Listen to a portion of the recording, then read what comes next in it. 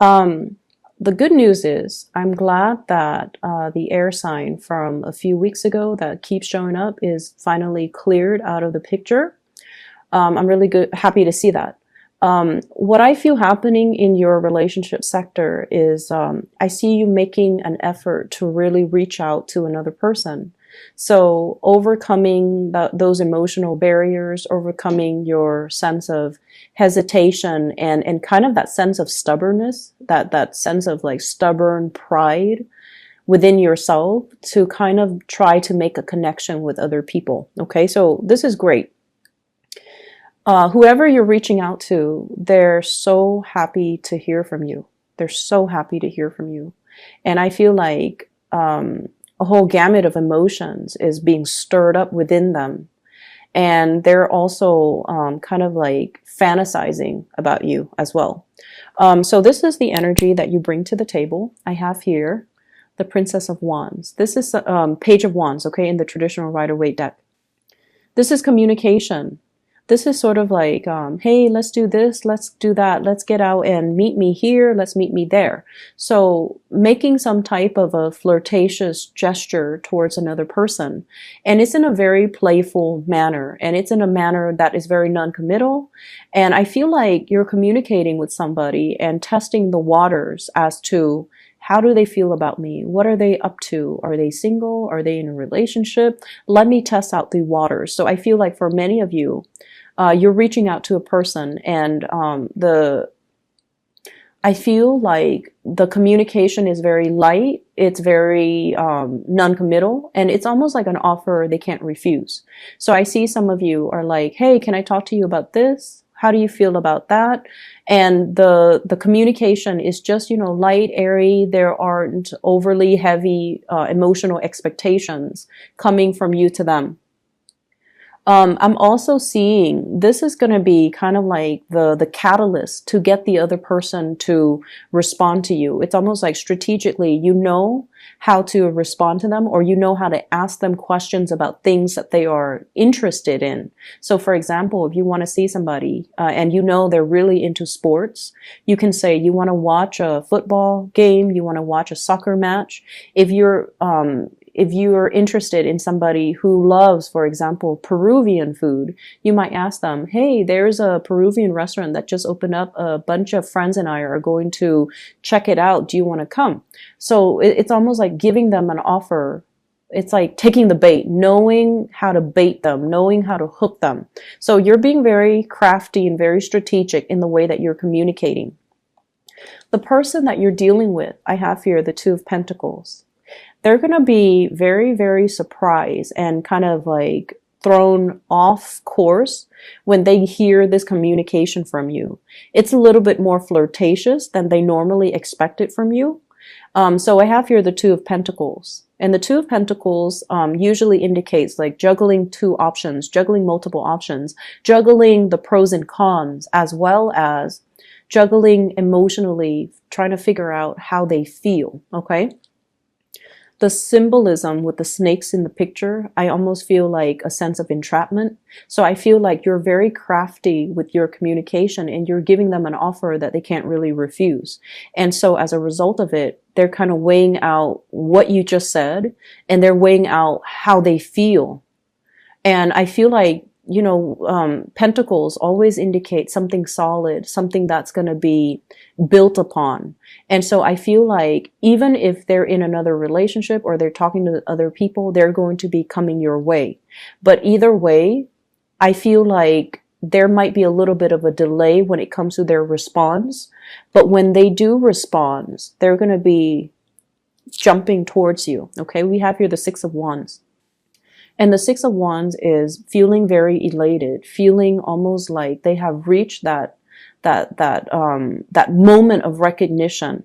So I'm hearing come hell or high water, they're going to bounce towards you. So I feel like they're really, really excited about this offer, about the communication. They're going to bite the bait. And so if you're communicating, they're going to return the favor and they're going to communicate with you in a very open and honest way. I see some people here talking to a crush, If you've had difficulties talking to a crush and not knowing what topics to talk about, what to bring up and things like that, you're veering on the safe side, or you have been in the past, by talking about, work, by talking about like, how's your boss? How's your supervisor? How are things at work? How are your coworkers? How's your new job? How's your new work environment? Where are you living? Like, you're veering on the safe side. But this is the week where there's going to be some major breakthroughs in communication. And then as a result of it, I feel like it's going to open up a portal of communication for you where they're coming towards you and they're revealing more of themselves, okay? And from the perspective of your partner, I have here the Lovers. And the Lovers in this card is greatly about the fantasy. So I definitely feel somebody is eyeing you and they see you opening up and being more flirtatious with them. And as a result of it, they're fantasizing about, oh my gosh, is this person interested in me? Can there be a future built between the two of us? So I feel like you're dealing with someone who is very idealistic, who is very, very clear. And I don't see this as like the juggler where someone is in multiple relationships, or they really do believe in love and commitment, and they do believe in like love at first sight. They do have these very idealistic ideals when it comes to love and relationships. And, they might have been thinking about you for quite some time, because, this person has been asleep dreaming about their one and only for quite some time. And I feel like you're dealing with someone who's also very creative in the creative field, or they have, artistic abilities, they have musical abilities, and they're very much excited about the offer that you have on the table. They're very, very happy to be hearing from you, to the point where they're fantasizing about what could be as a result of this relationship, okay? I also see a sense of distance for some of you who are in long distance relationships, about somebody coming to see you and solidifying some type of plan so that they come see you, you come see them, or you guys meet halfway. So there is a major compromise coming into this spread here in your love sector. The last card we have here is the Five of Swords. And the Five of Swords is walking away from a situation that was very undignified, wanting to, it's sort of like pride getting in the way. And so there might have been stoppage in communication as a result of one person reaching out and not getting the response, and then they start getting defensive and they kind of clam up. So I feel like the energy for you this week is all about playfulness, lightheartedness, communicating in a way where it expresses how you feel by putting your walls down, by not, letting this defensive energy coming in between the communication.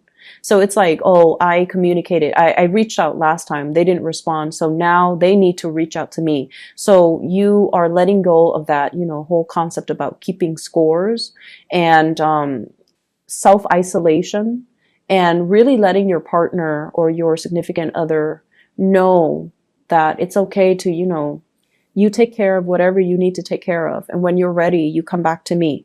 So I see like a bridging of that emotional distance happening between you and them. And I feel like it starts out with you communicating with them and letting them know how you feel about them. So pretty much the ball's in your court if you want to, pass it along to the person that you're interested in. Okay. So I still see a very strong air sign vibe here with this spread. Aquarius, Gemini in particular, and Libra. So sun, moon, or rising, they might have, a lot of air in their chart. They might not be someone who is overly emotional, but I feel like they're very enthusiastic. So you know what they like and you know what they don't like. And so, for example, that they like, for example, Peruvian food. Like they like sporting matches. That they're athletic. And that they like, for example, a specific type of movie from a specific era. And so all these things about them, but for whatever reason in the past, you don't really ask them about these things. Like, why do you like these things? And so this is the week where you are strategizing to ask them to get them to be a little bit more, to get them a little bit riled up so that they talk to you about their dreams, their aspirations, and they talk to you about things that they're passionate about. So there is definitely breakthrough in communication coming through to allow you to kind of meet halfway.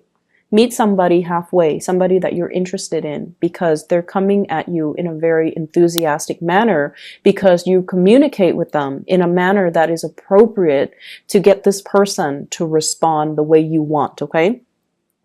In other areas of your life, when I was shuffling out this bottom spread here, I almost feel like, first of all, favoritism. It's the big word that came out when I was shuffling. And I feel like what it denotes is, we all have our biases. We all have our favorites, okay?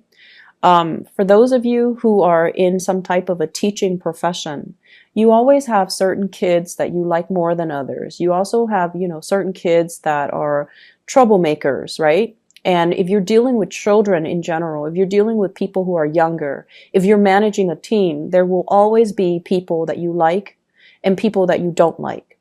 But trying to show more of a poker face, even if you don't like somebody, so that you can help them to, become a better person, so that you can help them reach their full potential.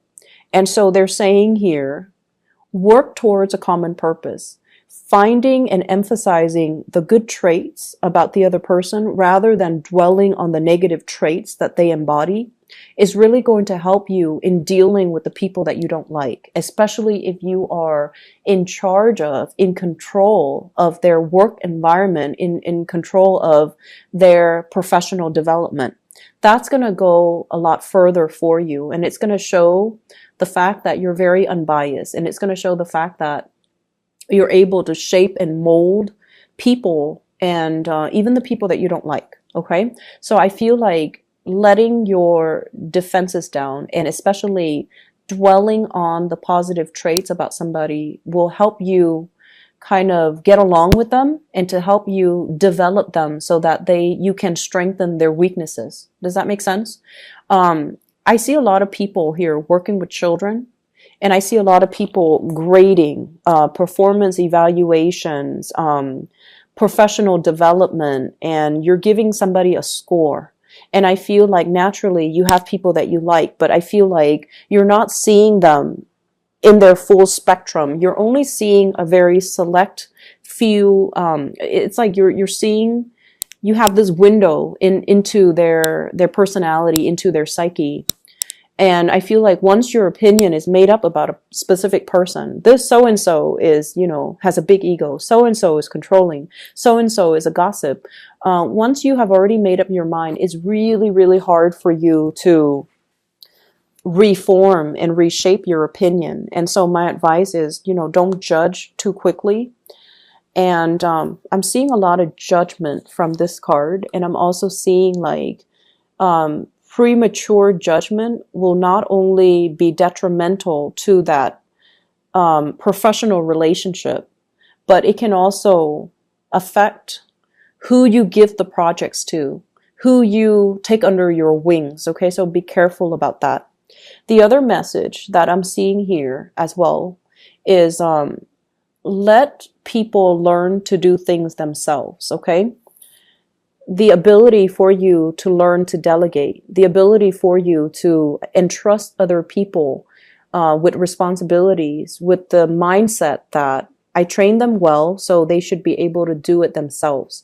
And they should be able to do it without, with minimal supervision, so that you're not hoarding all the responsibilities and taking care of everything. So learning to delegate, so you're not wearing yourself out, and also putting yourself in a position where you are trusting that other people will do it right, okay? So I see a big need here for perfectionism. I see a big need here to get things done right. And I feel like you might not trust that other people can do things the way that you want. So you take it upon yourself, and you should give yourself a little bit more credit. I see work being really, really busy for this week. I see many of you are wrapping things up. And I feel like whatever you have been waiting on that has been stalled, where you couldn't move forward with projects, with work endeavors, those things are going to start to clear up. And as a result of it, there's a lot on your plate. So learning to delegate is going to be the smarter solution for this week.